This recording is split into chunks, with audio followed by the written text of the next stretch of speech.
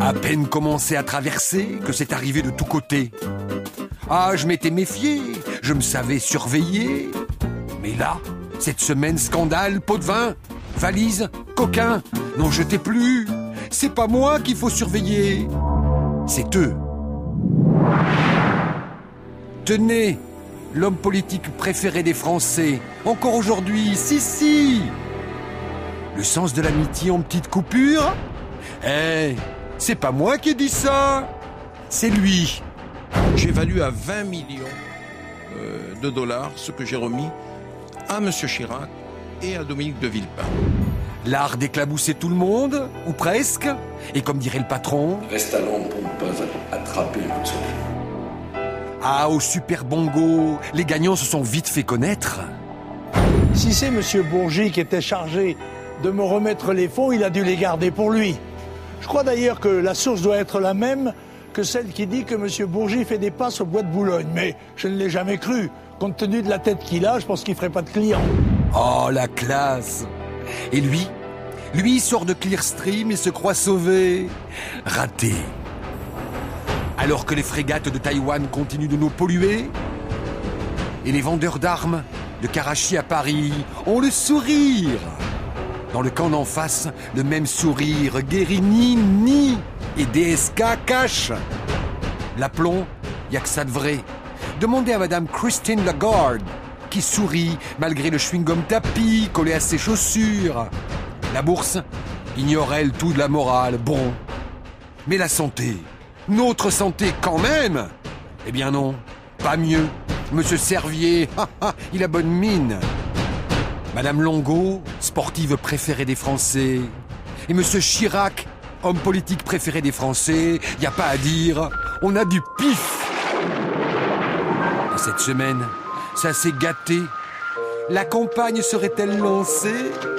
Et on n'a pas fini de patauger et de patauger. Et heureusement, devant cette avalanche de boue, le ministre du Vice et de la Vertu a réagi. Ça peut être tous les jours, quelques minutes, procéder à un moment d'instruction morale.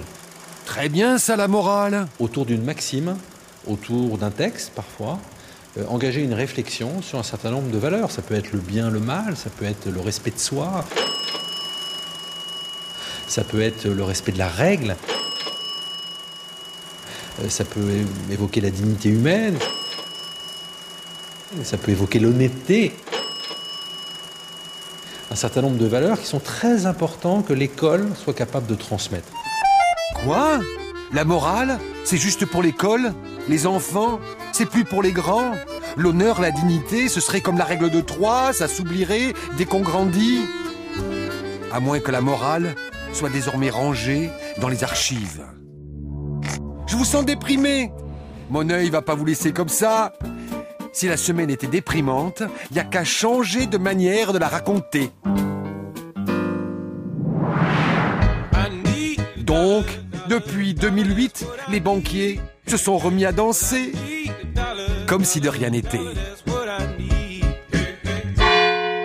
Et puis en cette fin d'été, on dirait que le bal s'est arrêté, et nos banques, comment vont-elles, hein? Ah, ça y est, là. La tempête est terminée. Oui. Oui, c'est le banquier, les enfants. C'est lui qui a prêté 6 milliards d'euros à la Grèce. 6 milliards? Chut! La crise est terminée.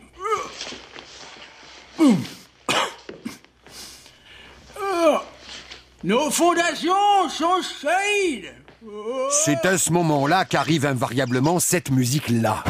Nous l'avons dit, nous le répétons, il n'y a pas de problème de confiance dans les banques françaises. Voilà. Mais Valérie n'a rien inventé, aujourd'hui comme hier. C'est pourquoi j'ai le droit aujourd'hui, au nom de ce gouvernement, de vous demander à toutes et à tous de garder votre sang-froid, de rester serein et de laisser le gouvernement agir. Gardez votre sang-froid? La Grèce? Comment ça, la Grèce? C'est pas possible, la Grèce. La Grèce? Je veux mon argent.